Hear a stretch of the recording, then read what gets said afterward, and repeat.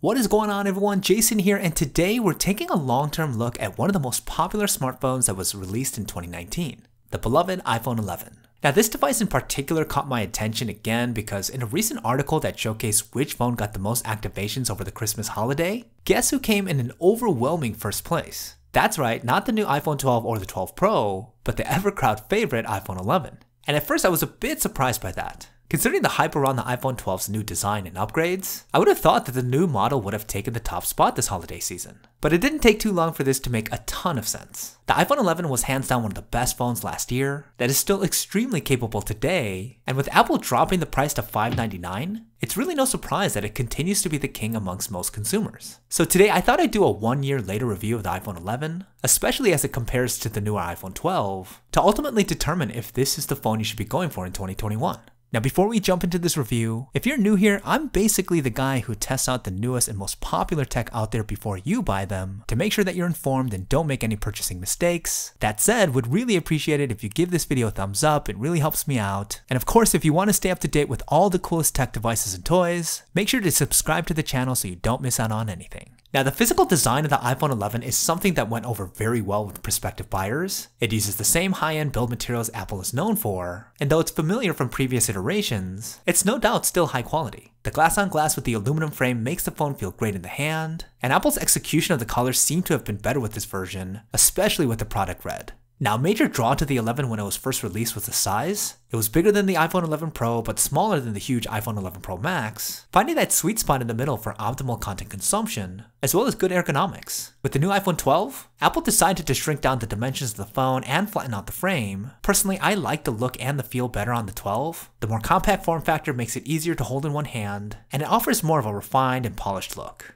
But outside of those minor cosmetic modifications, the physical design of the iPhone 11 and 12 are still very close. Both are built to super high standards of quality, they both have IP dust and water resistance certifications, they have the same I/O and wireless charging capabilities, and both are stunning to look at. Now yes, the iPhone 12 does have additional features like MagSafe compatibility, ceramic shield protections on the front display, and a better IP certification, but I wouldn't characterize any of these things as core differentiators, and honestly most won't even notice the differences in day-to-day use. Now, the major drawback to the phone though, something that many deemed unignorable, was the iPhone 11's display. The 6.1-inch liquid retina screen sounds high-tech by name only, as the LCD panel in question has a sub 1080p resolution, a far cry from what virtually every other phone manufacturer was bringing to the table at that time. And I've always been one to say that the specs here, despite it being underwhelming to say the least, is kind of inconsequential when it comes to user experience. The iPhone 11's display continues to be one that performs well enough to where most people won't notice or care about a better resolution, everything still comes out sharp,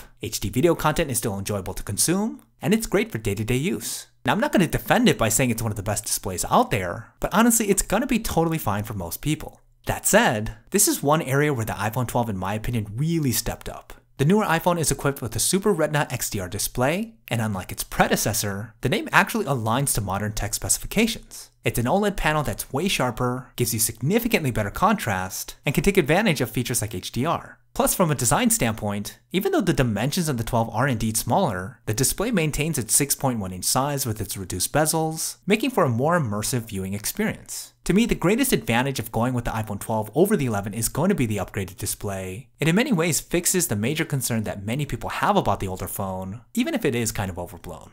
And outside of physical design and display, the iPhone 11 and 12 are pretty similar. The 11 has Apple's A13 Bionic processor. It may not be the most up-to-date chip that the new 12 has, but it's still no doubt an absolute powerhouse that will comfortably provide users with years of lag-free performance. 1 year later, everything is still buttery smooth, even with the latest software updates. I would also say that the overall battery performance is just as good, if not better, on the iPhone 11 when benched against the 12. Kind of makes sense as it does have a physically larger battery, and it may not be as power hungry with the lower resolution display, but I'm still getting comfortably around 7 to 7.5 hours of screen on time, which is pretty solid. Now, the iPhone 12 does support 5G connectivity, which the 11 does not. It really doesn't mean much for the here and now if you're in the US, as the 5G network is still a work in progress, but it's something to keep in mind if you're looking for a more future-proof device. And I would say when it comes to the most important area of performance, the iPhone 11's cameras, again it has far more similarities to the iPhone 12 than it does differences. You get the same dual camera setup with the primary wide angle and ultra wide, with the same 12 megapixel sensors. The iPhone 11 can also take advantage of Apple's advanced computational photography features, like next generation Smart HDR and Deep Fusion, and the image quality here is still class leading going into 2021.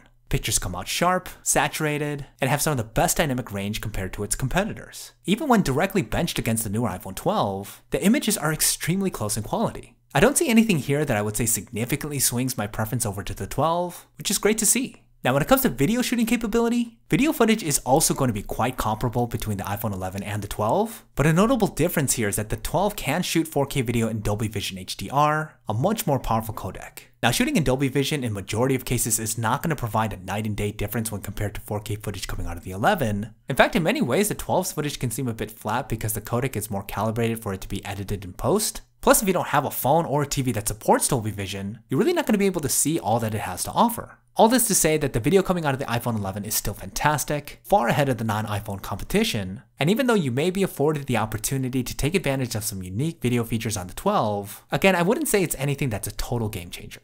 So at the end of the day, when you really break it down, the iPhone 11 still packs a pretty solid punch in terms of capability, and when you factor in the reduced price tag of $599, there's a strong argument to be made that it's the best value iPhone available right now. It may not have Apple's newer, more refined design, or some of the latest bells and whistles, but it's still a beautiful device that continues to draw a lot of interest, and it's really proven itself as a reliable, pleasing device. So it really shouldn't be too surprising that the iPhone 11 continues to be a major player in 2021, even though it's not the newest smartphone out there.